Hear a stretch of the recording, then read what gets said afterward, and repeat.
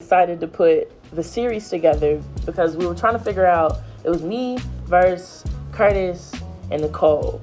And I went up to Nicole, I was like, I really want to figure out the best way to put this project out and the best way to roll it out. Bbygirl Directors Cut EP2, Take 1. Bbygirl, the EP itself is really good, but then you also have these really intricate visuals that complement it. What inspires you to tell your story in such a cinematic way? I've always been somebody who can, I don't know, when I make music, I can see it in my head. It's always a video attached to what I'm creating. For Bbygirl specifically, we talked about it before with it telling a story. Like that was my purpose, to tell the story. I was really excited to put the series together because we were trying to figure out, it was me versus Curtis and Nicole. And I went up to Nicole, I was like, I really want to figure out the best way to put this project out and the best way to roll it out. So, like, what's the content I need to put on Instagram? Like, how am I going to do this? So I really wanted to put my best foot forward with this project so that moving forward, it can be quality content every single time. So yeah, that's why we came up with the series. And I imagine creating a project that has so many moving pieces, it probably was really rewarding, but also had its own host of challenges that came along during the process. I even heard from Versus at one point, your car got locked in the garage, like just different type of random stuff, maybe internal, maybe external. What were some different challenges you faced while creating this project, and how did you work to overcome them?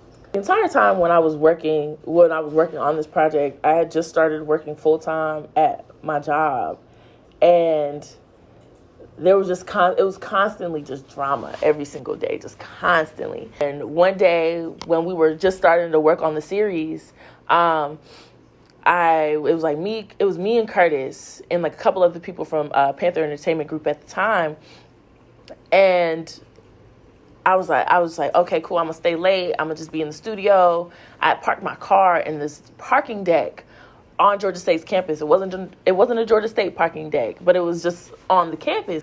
You feel me? So that night, I forgot what we were doing, but we were just there mad late. I came out, told everybody bye. I was really supposed to be working on the outline for the series. So, but I just kind of like blew it off. I'm going to go home, tired. I lived in Kennesaw. I was downtown. I was ready to go. When I tell you, I saw the doors just closed. Couldn't even see my car. The doors just closed. I was sitting there. It's like 11 o'clock at night, downtown, homeless people everywhere, crackheads running around. I'm just like, well, I guess I'm going back to CMI.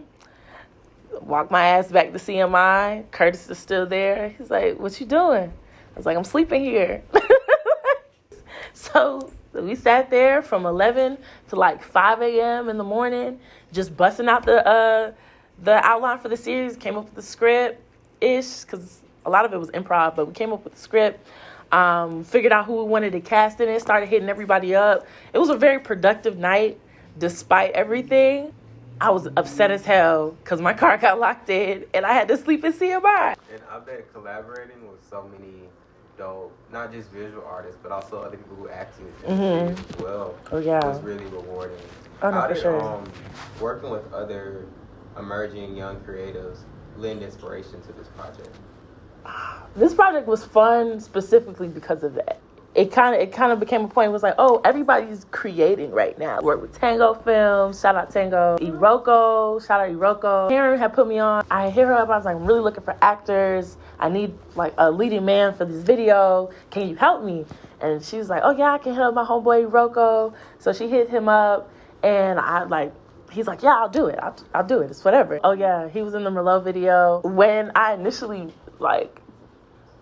told him about the scene, it was kind of like the day we were supposed to be filming. I had told him that it was going to be a little risque before then, but I didn't tell him exactly what we were going to do, because initially we weren't even supposed to kiss on camera. It was just supposed to look cool. Tango was like, I think I should just kiss. Y'all should make out. Like, we're going to do it. And I was like, okay, I'm going to ask. So I asked. He was like, yeah, it's fine. I was like, I'm down if you down. We get to it, and it's literally Curtis, Nicole, Tango and Verse, and they were just kind of standing there looking so uncomfortable.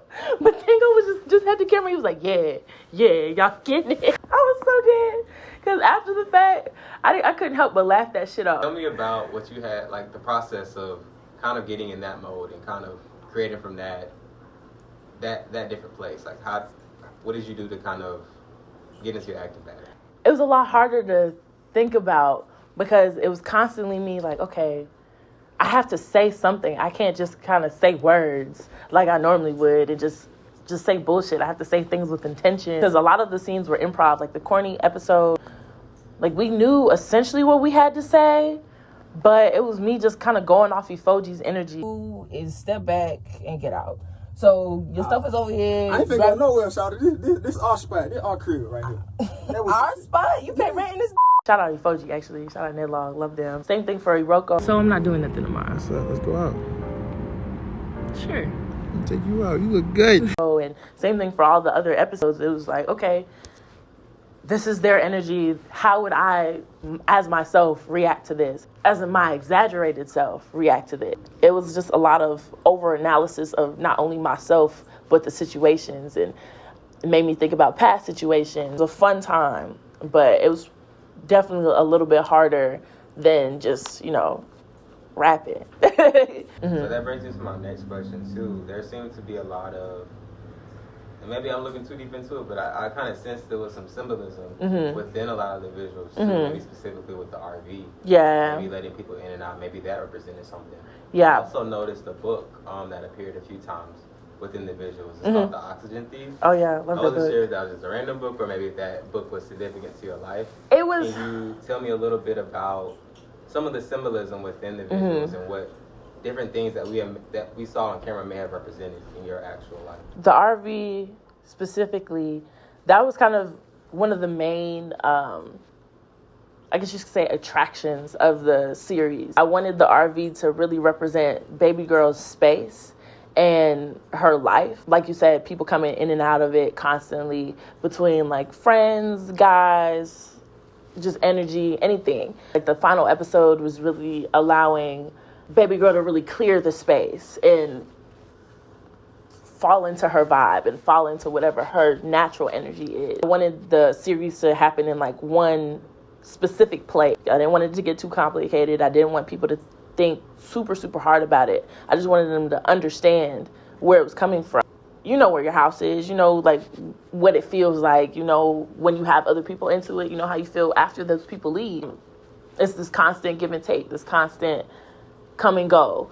And some people stay, some people don't. And I really wanted people to be able to feel that because that's kind of how the project goes. The Oxygen Thief book, I had just bought that book. It's so crazy because it is really just about, like the beginning of it really is really just about this guy who just does people dirty as fuck, like does women dirty specifically. You could see within the book that he's kind of, like he's spiraling like fuck. And he's taking a lot of his own pain out on other people. Guess I could relate to that in a way to where it's like, okay, am I doing this? Have I done this before? Are these patterns in my emotions and are these patterns in my actions? And how am I able to fix that? How am I able to grow from that? I really wanted people to be able to feel the project and see it and hear it and make it really an experience for sure.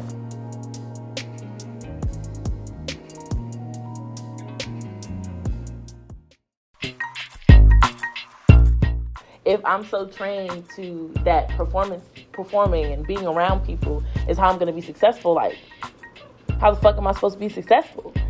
So it definitely was a back to the drawing board type of situation.